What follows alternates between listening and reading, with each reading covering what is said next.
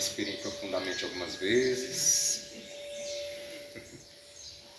A chave é respirar.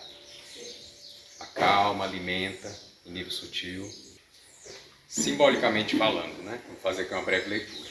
Estando crucificado, assume o compromisso com a grande obra que consiste em purificar e exaltar sua natureza espiritual, a fim de que, com o auxílio divino, possa chegar a ser mais que humano, e deste modo unir-se ao seu gênio superior divino, seu real ser, ao mesmo tempo em que se compromete a não abusar dos poderes recebidos.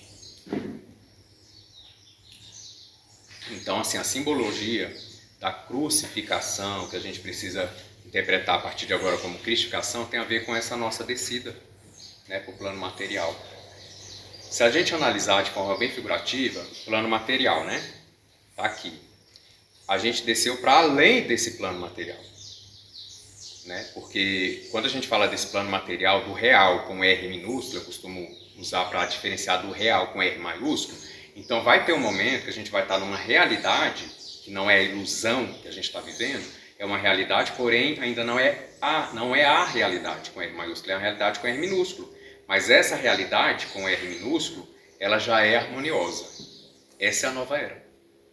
Entende? Então nós estamos aqui entre realidade com R minúsculo e a maior parte do tempo em ilusão. A gente faz coisas que faz mal pra gente, faz coisas que faz mal pro outro, a gente faz coisas que faz mal pro mundo, né? Apesar de que a gente tem alguns níveis de despertar a consciência, né? Parece que em alguns momentos a gente está mais consciente, e esse é o processo mesmo. Esse é o processo mesmo.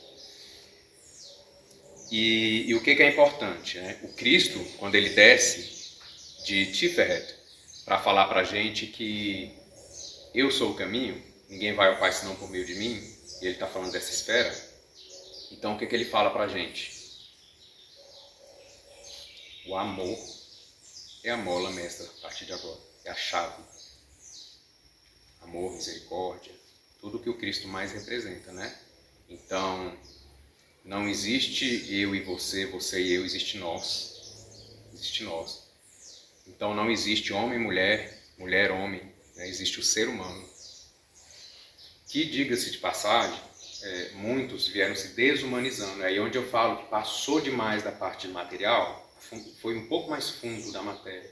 Então, quando a gente voltar para o plano real, da realidade com R minúsculo, que é o plano da matéria mesmo, que a gente está, que é a nova era, então a gente vai entender que homem e mulher, mulher e homem, né? Que o corpo que eu habito, que minha alma habita, é a experiência que eu preciso, só isso, né? Para me tomar consciência.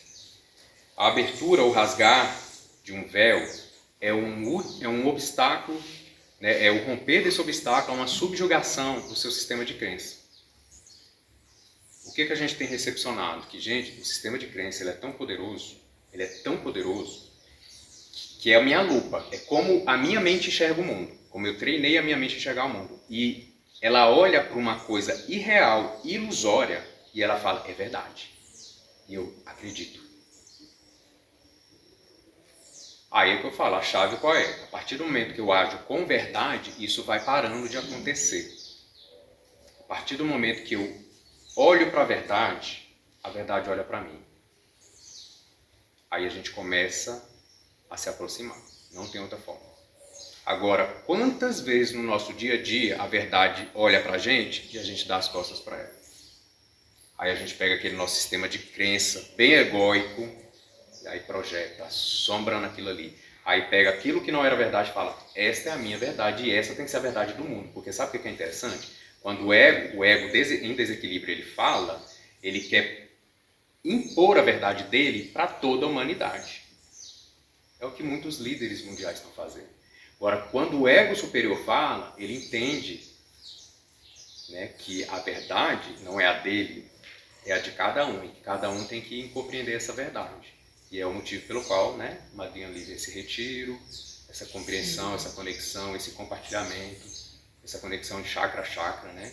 A nossa primeira conexão, a espiritualidade fala que quando a gente ama alguém de verdade, existe uma ligação aqui de Tiferet, né? Nosso plano crístico aqui, que é muito palpável, né? Que sinceramente é o que eu estou sentindo nessa casa, né? E graças a Deus, porque isso é despertador, isso é iluminador. E eu consigo sentir, né, essa alegria, essa gratidão. Mas é aqui que a gente se reconhece. É aqui que a gente se entende como humanidade. É aqui que a gente entende que a gente precisa construir esse mundo feliz que a gente quer ter, né? E projetando luz, não tem outra forma. Paraíso, a queda no abismo. Adão e Eva, a expulsão, né, desse paraíso. A vergonha, a nudez. Essa nudez não é física, é espiritual, né? Nossa, que vergonha, o que eu fiz? Eu já tinha condição de compreender. A gente só sente vergonha daquilo que a gente sabe o que é certo e a gente não fez. O que a gente não tem consciência, a gente não tem vergonha. Então a vergonha, ela está conectada diretamente, intrinsecamente, a um estado de consciência que já existe discernimento. Porém, houve uma escolha em contrário ao discernimento que eu já tinha. Haja vista, a lei de Xangô, ou a lei da justiça, ela só rege a nossa caminhada quando eu já tenho consciência para entender o que é certo e o que é errado, senão a lei não me toca, né? Então aí vão ser as circunstâncias da vida me moldando ali, me trabalhando, me forjando a minha alma. Mas quando eu tenho consciência e eu dou bia e falo, eu quero fazer errado, eu sei que é ruim sentenciar o irmão, julgar, maldizer, eu sei que isso é errado, mas eu faço, a lei dá um jeitinho de me movimentar. E o que é interessante? A lei, ela vem de fora para dentro e dói. O amor é de dentro para fora e liberta. Então, o amor não dói, o amor traz. O que a gente usa dizer? O que liberta? A verdade. Aí tem pessoas que falam assim, nossa, mas a verdade dói. A verdade não dói. É a nossa falsa impressão. Porque assim, o desapego é o lado da ilusão. E é isso que dá a impressão de dor. É a ilusão que gera dor. Só que a gente costumou dizer que é a verdade que dói. Não, não é a verdade que dói, não. A verdade liberta. O que dói é a ilusão. Só que a gente pintou a ilusão de verdade. Aí a gente acha que dói. Quando a gente tem que abrir mão da nossa ilusão. Ah, mas isso dói. Aí o que eu comparo nos momentos da ayahuasca, das mirações, você vai saber quando você tomou consciência de uma verdade, quando você sente um estado de graça, de bem-aventurança, que você fala, meu Deus do céu, eu sabia disso, eu só estou relembrando. Agora quando está ali na peia, magnéticas, né? Os marachimbé ali projetando nos nossos chakras ali, ajoelha meu filho, ajoelha, eu já passei por uma experiência dessa, que eu queria levantar, eu falei, quem manda nesse corpo sou eu, ele o quê? Você manda no seu corpo? Aí ele falou, então vamos ver, então controla o seu corpo. E eu não tinha controle nenhum sobre o meu corpo, né? E depois eu pedi perdão, eu falei, gente, o que é? Aí eu falei, mas foi o Cristo que me deu o livre-arbítrio. Vocês não podem fazer isso comigo. Porque eu queria viver a experiência pela lei de amor, mas sem compreender o que era amor. E aí eu estava intimando eles. Falei, não, eu quero amor, eu não quero mais sofrer. Meu filho, você não sabe o que é amor. Olha o seu dia a dia. Né? Olha o que você pensa dos seus irmãos. Né? Olha como é que você trata os seus irmãos que ainda não entenderam algumas coisas. É no chicote. É no chicote, né? Aí assim a gente pode pegar o trânsito, né, gente? Mas voltando para cá. Redime-te da tua queda, ó homem. Levanta-te e anda. Salva-te pelas tuas próprias mãos, conhecendo-te a ti mesmo. Quando a gente conhece a si mesmo, a gente está reconhecendo a nossa divina presença. E a personalidade como um instrumento dela. É importante. A personalidade é importante. É onde o ego se manifesta mais. Só que tem que estar sob o nosso controle. Né? A queda, gente, isso é muito simbólico. Adão, Eva, né? Essas raças, as primeiras que estiveram aqui no planeta, da qual nós somos filhos. Isso tudo é muito simbólico. A questão da vergonha, da consciência. Né? Paraíso. Para significa além. Iso significa véu de Ísis. O retorno para o paraíso, a gente tem que transpassar esse véu de Ísis. Então nós temos vários véus para ultrapassar. São milhões de véus.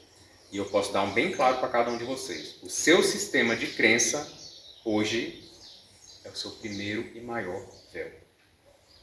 Conhece-te a ti mesmo. Você vai entender qual é o seu sistema de crença que está te fazendo a olhar o mundo, a enxergar o mundo e ver se ele está coerente. com que o Cristo, Oxalá, com os conhecimentos da chama trina, com as mirações da ayahuasca, siga o que a gente tem recepcionado. As ativações da Sefirat. A gente tem conhecimento para começar a gerar discernimento.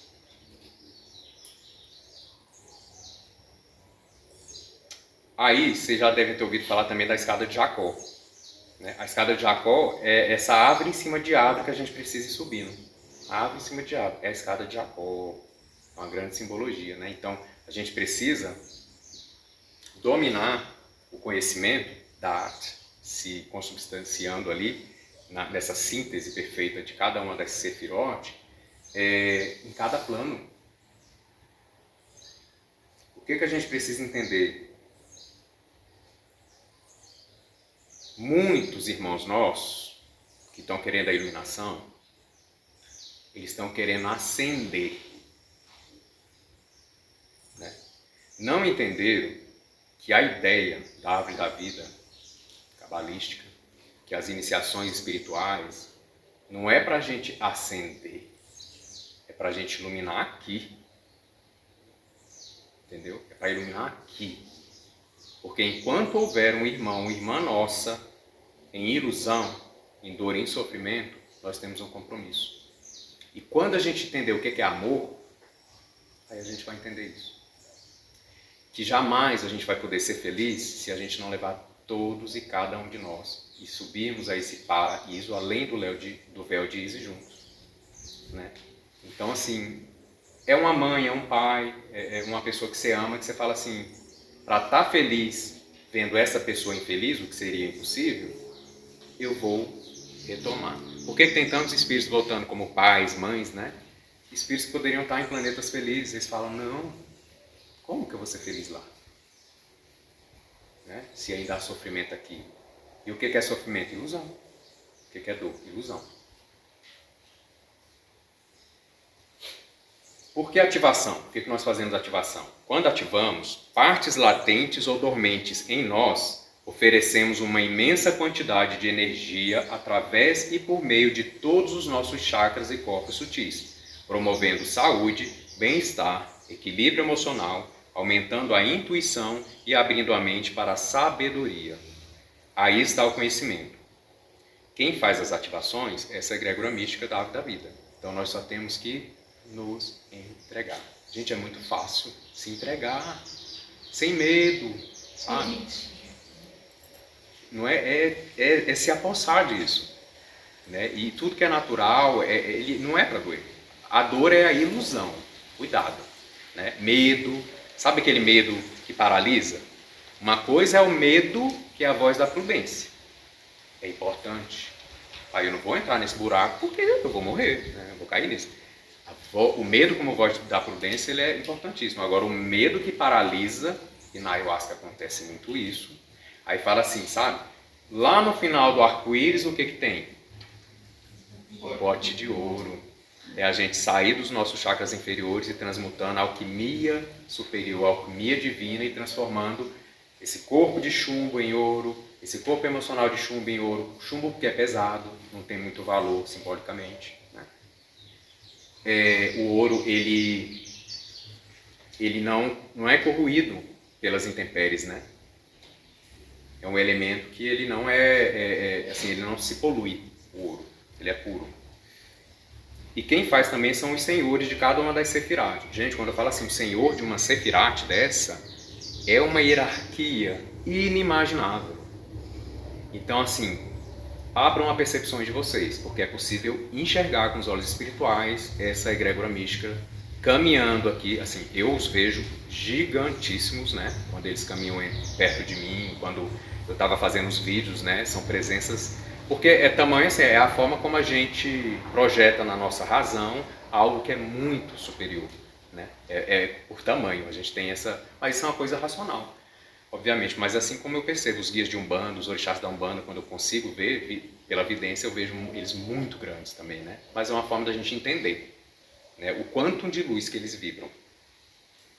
Essa egrégora mística da árvore da vida cabalística está diretamente ligada ao fluxo perfeito de luz, ou à luz da perfeição, abundância, prosperidade, ideações, soluções, progresso e evolução da humanidade. Tudo que está sendo realizado tem profunda conexão com o DNA da nova era. Entendeu? Nós já temos os filamentos do DNA. Agora a gente precisa ativar. A gente precisa ativar.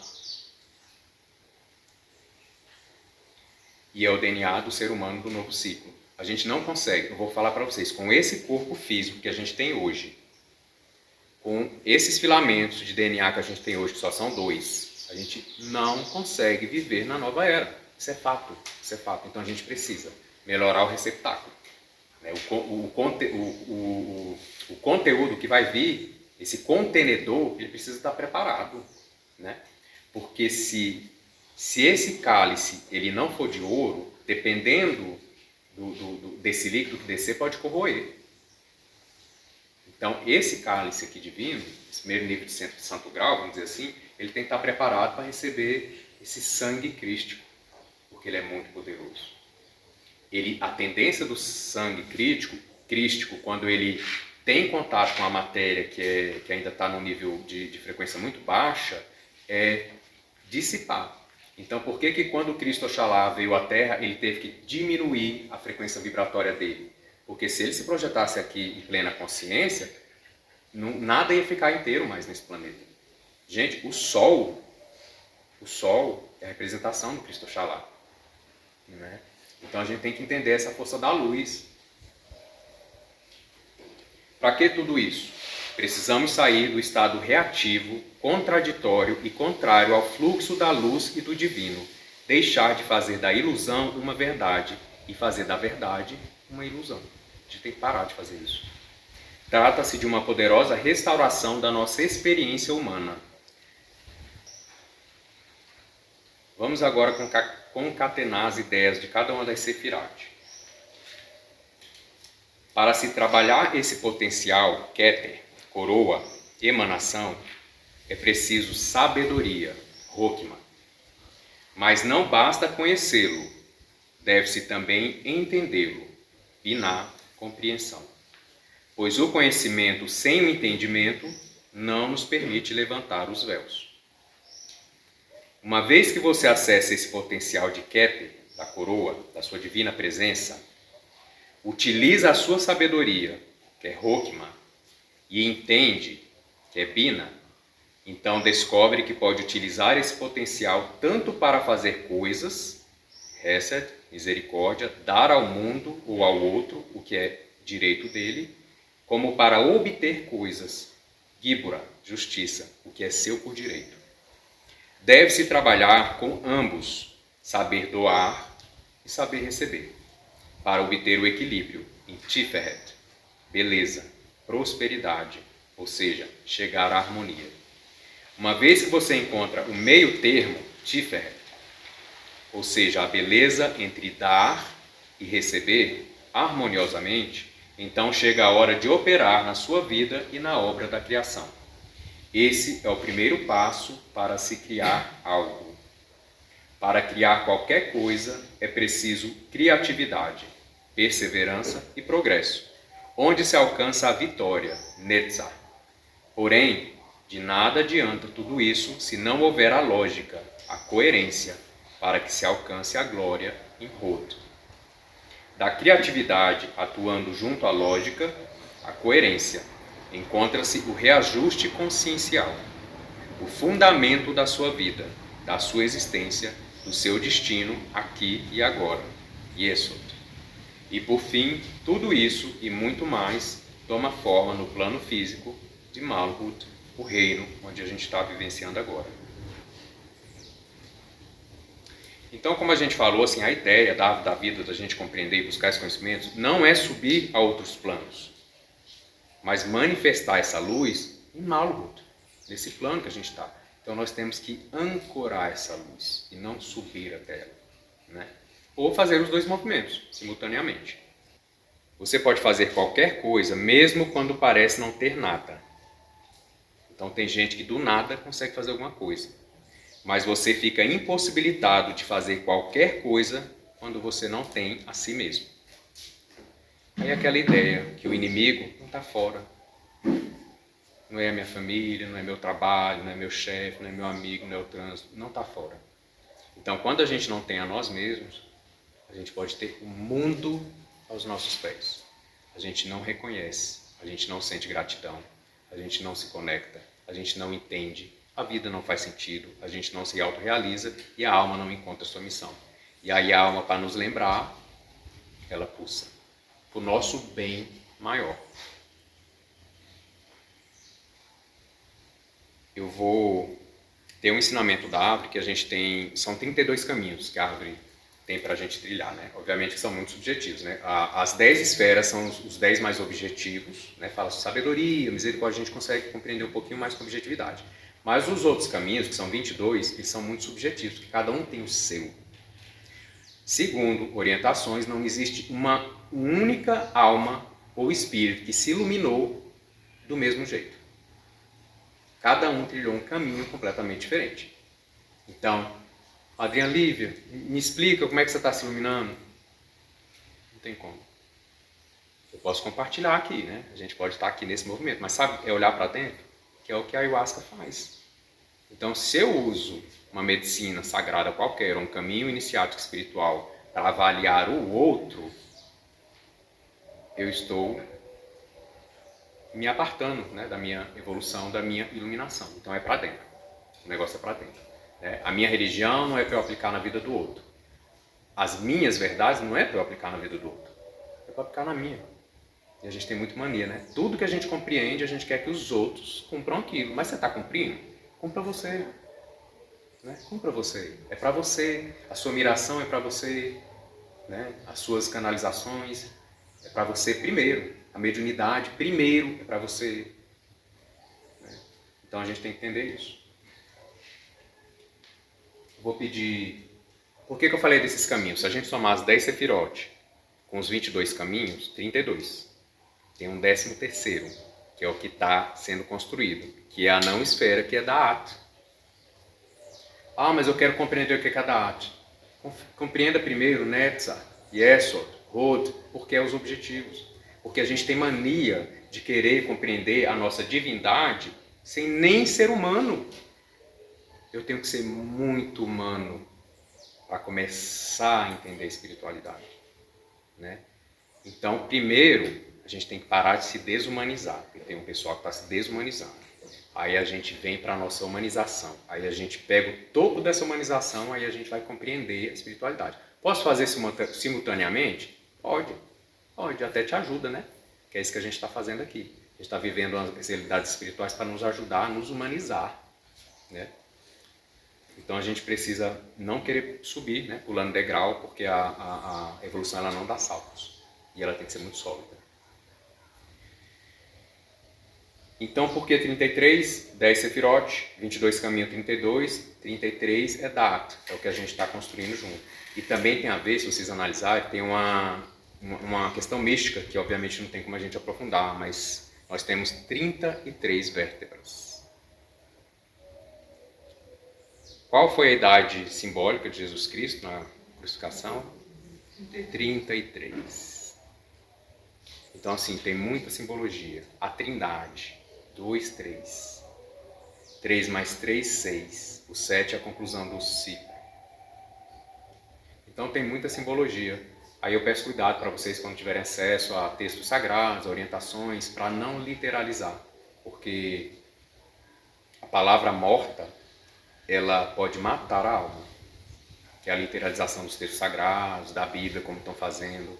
Né? Tem pessoas que estão se suicidando, entre aspas, né, em vida, mas do lado do jeito ruim, não se cristificando. Então eu tenho acesso a um texto sagrado para me cristificar, não para crucificar os meus irmãos.